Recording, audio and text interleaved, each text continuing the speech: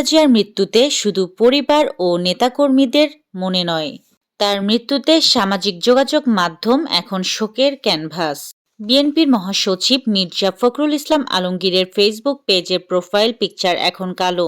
এই শোক দলীয় চেয়ারপারসন খালেদা জিয়ার জন্য। তার মতো অনেকেই তাদের প্রোফাইল পিকচার কালো করে শোক জানাচ্ছেন। খালেদা জিয়ার জন্য স্মরণ করছেন দেশের গণতন্ত্র ফিরিয়ে আনতে তার অবদান। তিনবারের প্রধানমন্ত্রী ৪১ বছর ধরে বিএনপিকে নেতৃত্ব দেওয়ার পাশাপাশি গণতন্ত্রের লড়াই চালিয়ে যাওয়া খালেদা জিয়ার জীবনাবসান ঘটে মঙ্গলবার সকালে। তার মৃত্যুতে দেশে দলমত নির্বিশেষে সবাই এখন শোকাতুর। বিদেশি রাষ্ট্রনেতারাও জানাচ্ছেন শোক। অন্তর্বর্তীকালীন সরকারের ৩ উপদেষ্টা সাবেক প্রধানমন্ত্রী ও বিএনপি চেয়ারপারসন খালেদা জিয়ার মৃত্যুতে গভীর শোক প্রকাশ করেছেন। মঙ্গলবার ৩০ ডিসেম্বর রাতে তারা রাজধানীর গুলশানে বিএনপি চেয়ারপারসনের রাজনৈতিক কার্যালয়ে গিয়ে শোক বইয়ে স্বাক্ষর করেন। স্বাক্ষরকারী ৩ উপদেষ্টা হলেন আইন বিচার ও সংসদ বিষয়ক উপদেষ্টা ড আসিফ নজরুল, সংস্কৃতি বিষয়ক উপদেষ্টা মোস্তফা সরোয়ার ফারুকী এবং জাতীয় নিরাপত্তা উপদেষ্টা ড খলিলুর রহমান। বিএনপি চেয়ারপারসন ও ৩ বারের সাবেক প্রধানমন্ত্রী খালেদা জিয়ার জানাজায় অংশগ্রহণ করতে ইচ্ছুক নারীদের জন্য বিশেষ ব্যবস্থা গ্রহণ করা হয়েছে। প্রধান উপদেষ্টার প্রেস উইং মঙ্গলবার এক বিবৃতিতে এ তথ্য জানিয়েছে। জুলাই গণঅভ্যুত্থানে গুলিবিদ্ধ হয়ে দীর্ঘ প্রায় ১.৫ বছর মৃত্যুর সঙ্গে লড়াই করে অবশেষে মারা গেছেন ময়মনসিংহের হালুয়াঘাটের জুলাই যোদ্ধা শফিকুল ইসলাম শফিক।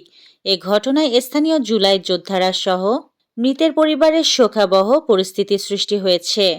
দলীয় সিদ্ধান্ত অমান্য করে সাংগঠনিক কর্মকাণ্ড পরিচালনার জন্য বিএনপির জাতীয় নির্বাহী কমিটির সহ আন্তর্জাতিক বিষয়ক সম্পাদক রুমিন ফারহানা, ঢাকা মহানগর উত্তর বিএনপির সাবেক আহ্বায়ক সাইফুল আলম নীরব, কেন্দ্রীয় নির্বাহী কমিটির সদস্য হাসান মামুন সহ ৯ জনকে বহিষ্কার করেছে বিএনপি।